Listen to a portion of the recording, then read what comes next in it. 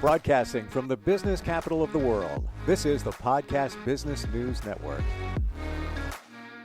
Hey, when it comes to your life, your career, this guy can definitely help you soar to new heights. And I really do mean that in many different ways.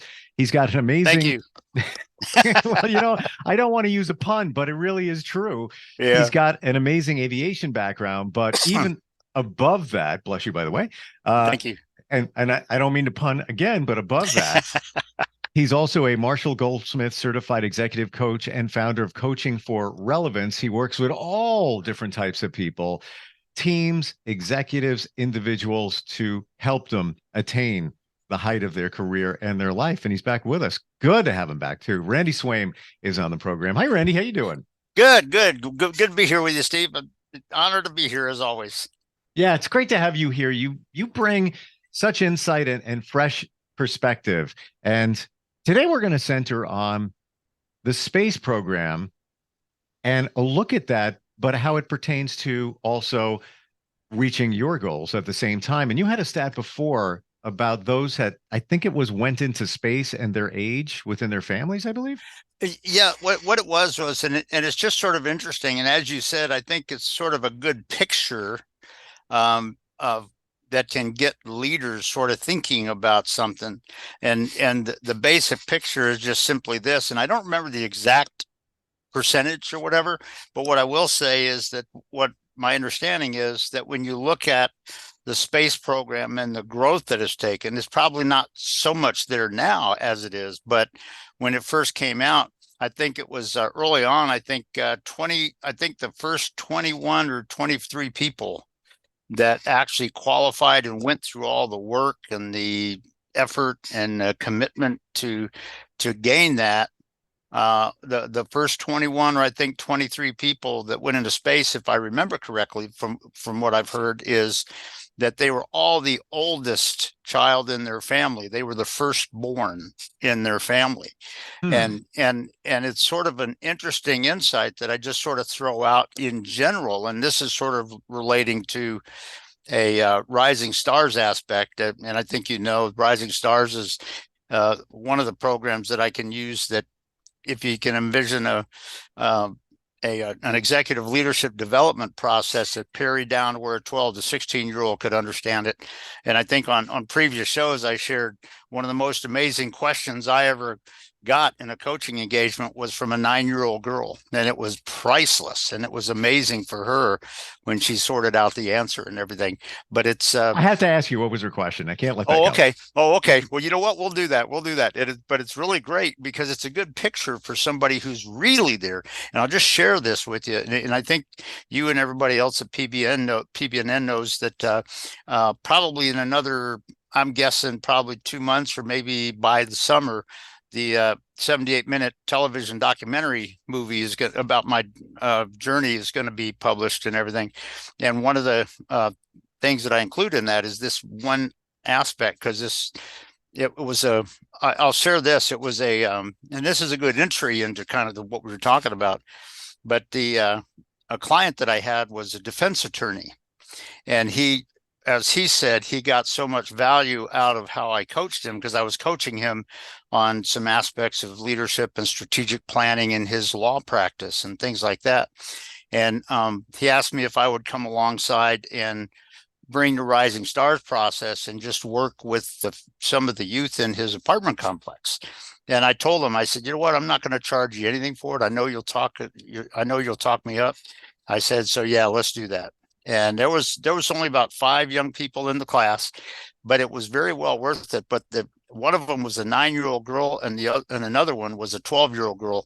And sometimes kids can be a little bit nervous when it's time to ask a question. And as I tell people, she was sort of sitting like this. And this one particular day, we were focusing on the concept of legacy and impact, kind of thing. And she was sitting there and she was leaning like this, and she goes, I got a question. And I said, what's your question? And listen to the question. She said, do you have to be alive to have impact? And my colleague who was sitting right next to me, the attorney, looked at me with eyes about this big around, kind of thing. And I just smiled at him and I looked back at her. Most people in our world today would say, no, you don't have to be, go with the answer. What I did is, first of all, I said, you know what? I want you to understand, I am proud of you for asking that question. That is an incredible question, young lady. I said, I am proud of you for that. And then I looked at the rest of the kids and I said, what do you guys think? And the 12-year-old girl was over here and she had lost her younger brother about a year and a half prior. He had died of some physical, I don't remember what it was or anything. And she shared that. And one of the things that I did is I looked at her and I said, well, listen, don't share anything that you don't want to talk about, but how does he impact your life today? And she talked about how much she loved him, how much she remembers him, and how much she thinks about him. And I just looked back at the 9-year-old girl and I said, so what's the answer to your question? And she just goes like this with a very acknowledging smile on her face. And she said, no, you don't have to be. And I went, there you go, kind of thing. But when you think about that, and you think about the kids like I say, the first, probably, I think it was like 21 or 23 people that were successful in the space program. I think were like the oldest ones, generally speaking, were the oldest ones, I believe, in their brothers and sisters and all. And the point that I want to bring out to the listeners is, and one of the things I'm going to include in a blog that I'm going to be writing, is this aspect that when you look at your rising stars in your family, when you look at your sons and daughters, to what extent are you interacting with the people that are the second or third born in such a way that they think the older one is the only one that matters? Are you insidiously perhaps doing that? And the point that I bring out with leadership, because that's true of leadership in any area, and particularly in a rapidly changing environment, which I think is the organizational maneuverability concept that I bring. That when things are sort of unpredictable, it brings pilot lessons to leading teams in an unpredictable, conflicting environment kind of thing. And when you think in terms of challenges coming up, take a look at how you're leading and connecting with your team members. Because if you're connecting with your team members in such a way that you're telling them, you just want to be like this person over here, you're not getting the job done. You're causing them to be dysfunctional because they might say, well, that's not me, kind of thing. But if you can connect with them in such a way where everybody on your team truly has a sense of their benefit, of their what they truly bring to the team. Because here's the thing, person A may bring one thing to the team and person B may bring another thing, but it doesn't mean either one's less than the other one. Mm-hmm. As a leader, can you bring all of that together so that the team senses that they're one and they're each a critical part of the team, and radical success is happening because each one of them is there? And when you're talking about that, it's very interesting. If you take a look at, if you're constantly doing it in some way where you think that this, Billy Bob over here, or whatever, whatever the name you want to give somebody or whatever, is, everybody should be like them, or everybody should just be like me, which unfortunately is some aspects of how, managers sort of do today. Not all, but just, you see that sometimes. And at what point do you need to kind of throw that aside and go connect with your people in such a way that they self-develop what needs to happen, and you're leading that and you're helping, create that within them, and they can make magic happen. And it's just an interesting story, but out of that aspect of the youth and also the space thing, to the point of that, how are you interacting when your people that in such a way that's getting in the way, and how might you need to tweak how you're connecting with each person on your team?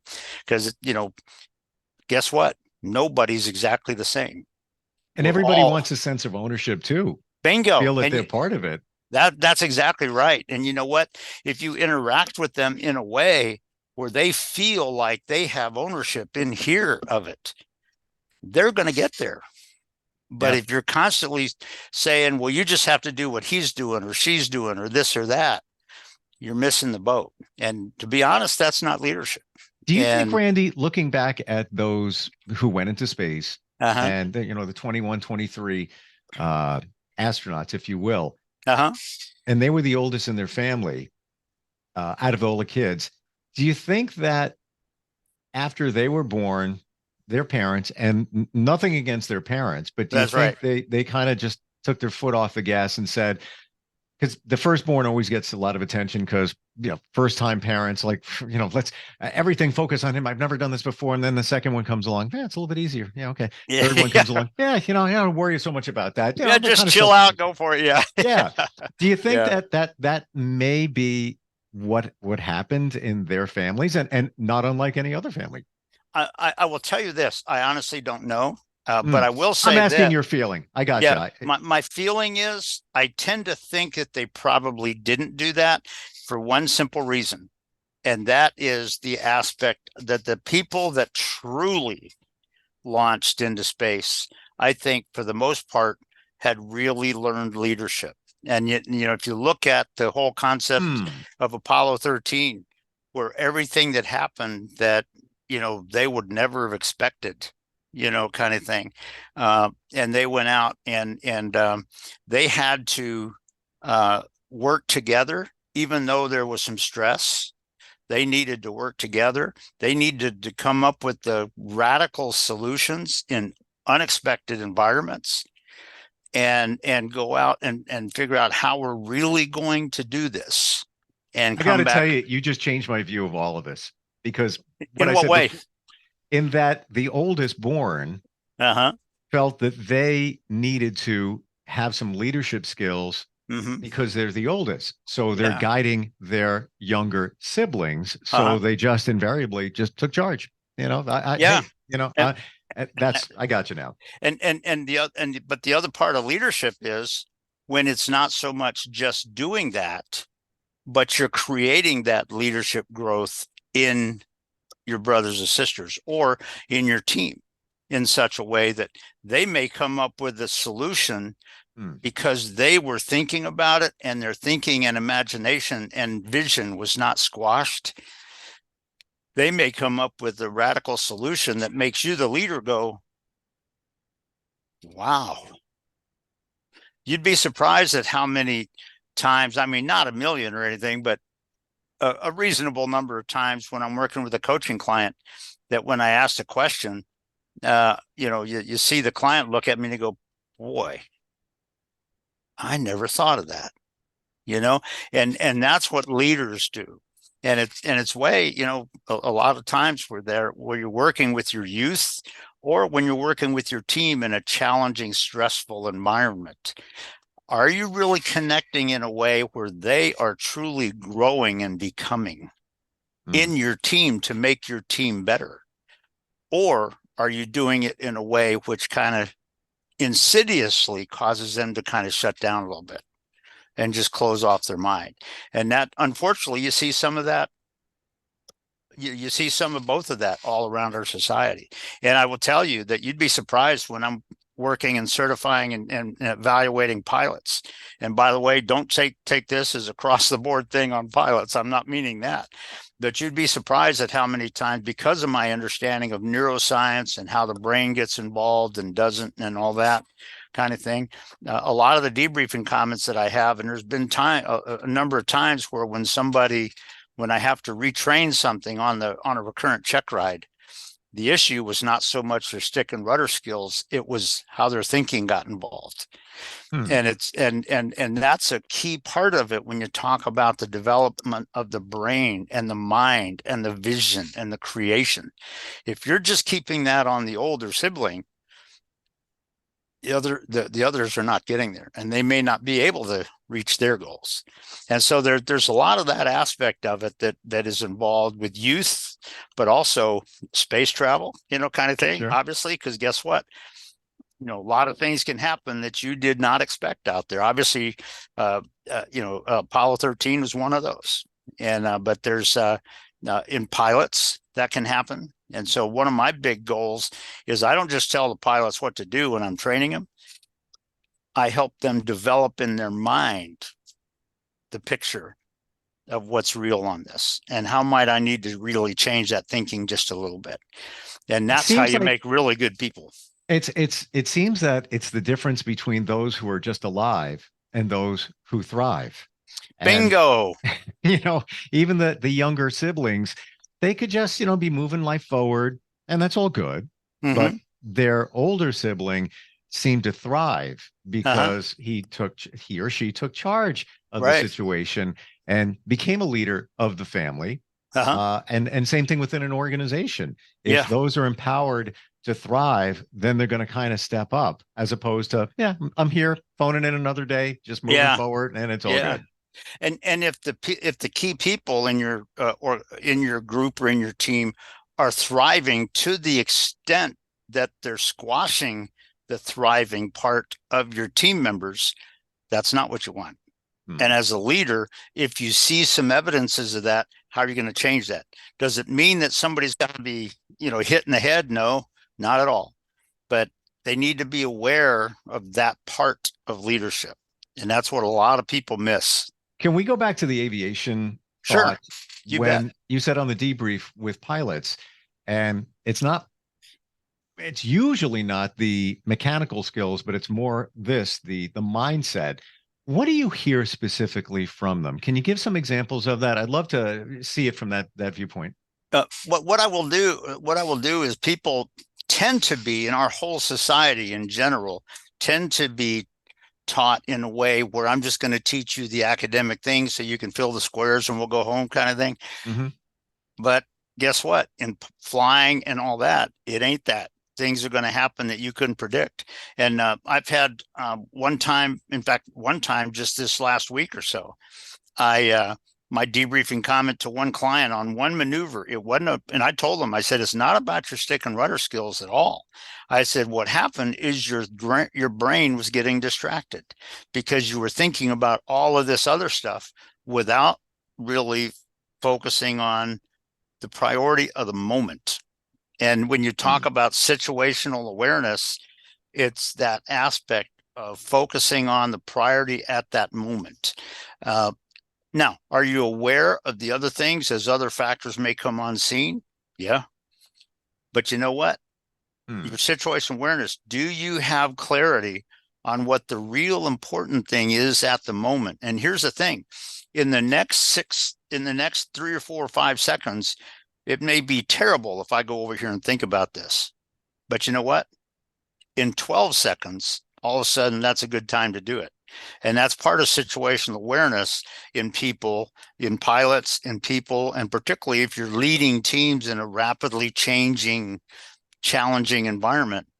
Do you have clarity on when those little priorities change?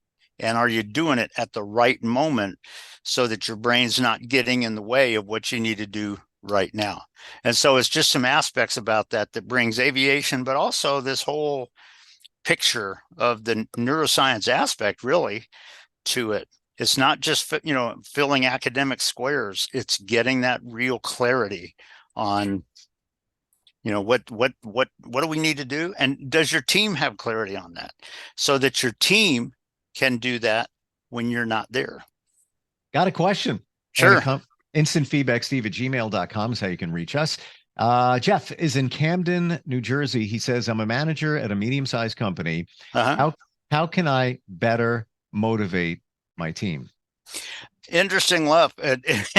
And as much as I hate to say it, it's not just a rote academic answer, because what you would want to do if I was coaching him, the next question I would say is, well, what do you need to find out about your team?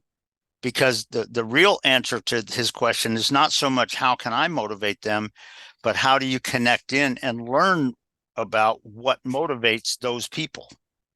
And now you know how to motivate them. And so it's very interesting on that from leadership standpoint, because guess what? Particularly if you got relatively new people in your team, you don't know them all yet. And you know what? Do you take the time to go in and just connect with them a little bit and learn what their real motivation, their sense of value is. Once you know that, boom, oh, okay, I know how I can do this. And your people just go, oh yeah, yeah, let's do this. And so it's a good question, Yeah. but unfortunately, it's not just academic. It's getting a sense where you know your people and you know what that value is for them. Then you know what you can do to do that. To your point, I saw a Facebook post of somebody I used to work with back in the day, Mm-hmm. and she said that the company she works for put out a spread of lunch, put up, some trays of lasagna and Mm-hmm. baked ziti and things like that. And she says, I'm grateful. That's wonderful. But most of us at this company would rather see, $25 in a gift card or something as opposed to Mm-hmm. just the trays of lasagna. Yeah. So the intent was good, but it wasn't really what truly motivated the team. Yeah. And I'll just give you one picture too, because you're exactly right. Down when I was in uh, uh, uh, a respiratory therapist down at Sarasota Memorial Hospital. This is like 1974, so it's a few years ago, kind of thing. But there was a time when a nurse was calling on me because we were in charge of intensive care units and emergency room and all that sort of stuff. And I ran over, and there was a patient that had kind of had a heart, his heart quit. And as soon as I ran in there, I could see the nurse was pulling stuff off the counter, and I saw the EKG that it was a straight line, and I immediately went over and started doing a little bit of mouth to mouth with him and did some cardiac massage. And I actually intubated the patient. We did all that stuff to try to get him going again.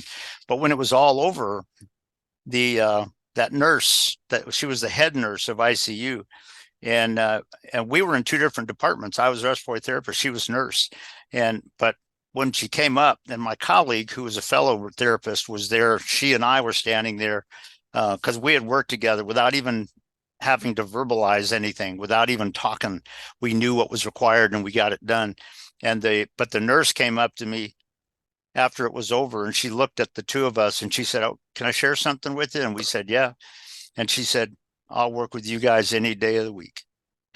And it turned out that she, over the next 2 days, she told three of the highest managing people in the departments in the hospital there that same thing. But you know what? If somebody comes up and they go, "Wow, that's amazing." And so, getting clarity on what it is your people sense that value. And once you get clarity on that, and that's what a lot of people don't know, it's just not academic. If you learn what that value experience is for each of your people, now you know how to connect with them in such a way that they feel that. So I just learned something. I had no idea you had somewhat of a medical background. Yeah. I was there for about 4 years before I went back to college and ROTC and into aviation and the military. So yeah, Wow. I was down at Sarasota Memorial Hospital for about a year, and I moved up to a hospital in Winston-Salem, North Carolina for about a year. And it was right about then that all those dreams came back, and I went, "Oh yeah." And I applied to go back to college and ROTC, and that whole thing is part of my Rudy story. If you know the movie Rudy, and if you want to, we can share that a little bit, in the future session and all. But yeah, I mean, that's what it is with what he was asking. It's a great question, but it's not just one thing, because every individual is a little bit different. Do you understand what makes each of the team members? And this is one thing a leader has to do, is get a real sense of, okay, that's what this person really senses. How am I going to make that happen for them? And this person over here, and this person. And you know what? That's part of leadership, where you connect with your people in the way where they're sort of experiencing that. And it's a key point. I'm curious. We have just literally a minute left, but I'm okay. Super curious about this. Your medical background, the respiratory end of things, there at the hospital, those skills, those early skills there, how do you feel that enhances your career now, or your life in general? I'll just tell you this real quick. It'll take about 40 seconds. But really, it taught me how to perform even when nobody's there to tell you what to do, in a rapidly changing, challenging situation. When somebody just had a heart attack, and if you don't get to them right now, they're going to be dead within 2 minutes or whatever, kind of thing. And to be able to handle those things in whether we took part of the recovery room, we took part of emergency room, we took part of ICU and cardiac intensive care, all of that. And so you had to perform comfortably. And like I said, when that one time, my fellow respiratory therapist, she and we knew what was required, and we didn't have to verbally say anything.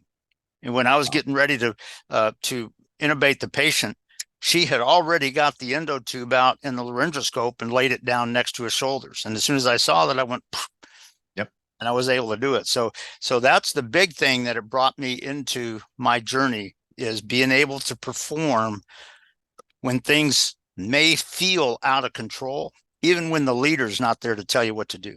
And not everybody can do that. And I'm getting a flash in a memory.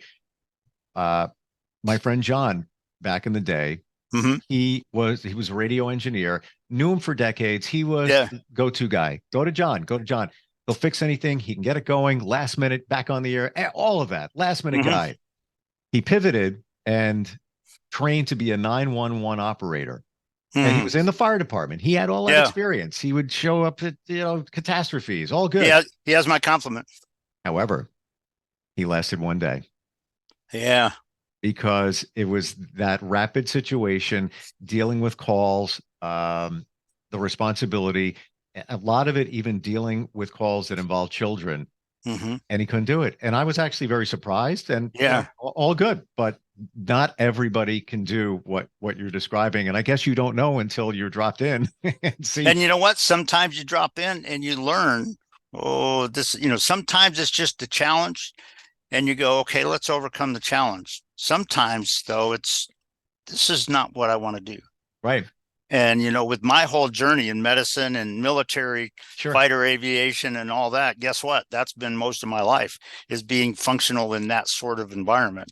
And, but yeah, you're right. And that's one of the big things that I offered to the questioner there. And I look forward to entertaining some more questioners for following sessions that you and I are on. But it's one thing you can't make that as just an academic thing, but how do you know, what is it going to take for you to really get to know your people so that you know what their experience is in such a way that they go, oh, yeah.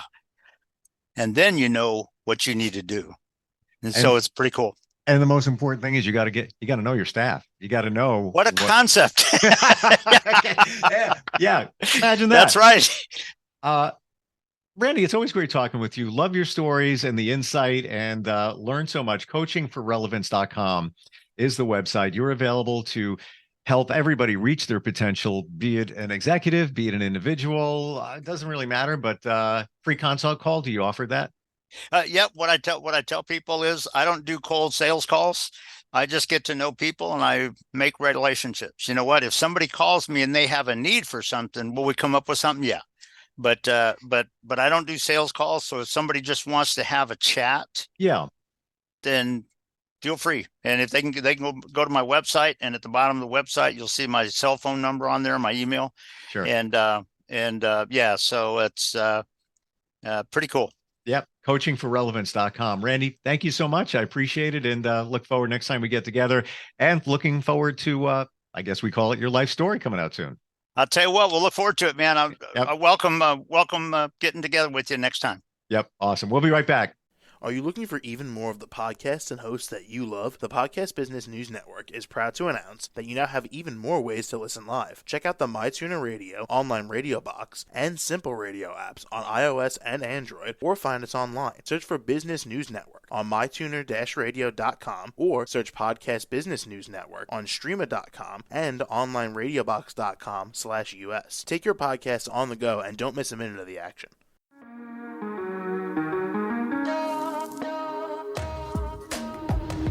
Broadcasting from the business capital of the world, this is the Podcast Business News Network. For nearly 2,000 severely injured veterans, everyday life has become filled with barriers. day-to-day simple tasks can become pretty daunting. I have to carry my chair up 2 flights of steps or have somebody do it for me. What scares me the most is just the falling. When I'm struggling with my house, I think, to have that one great barrier just knocked down, I mean, it's crucial. Home for Our Troops is a wonderful nonprofit that builds a Mortgage-free, fully adaptive, handicap-accessible house. And there's no catch. It'll be our very first home that we've ever owned. This is a game changer. This is where your life begins again. We need you to join us in completing this important mission. Please visit hfotusa.org and help build homes and rebuild lives. Because of you, everything's going to be okay.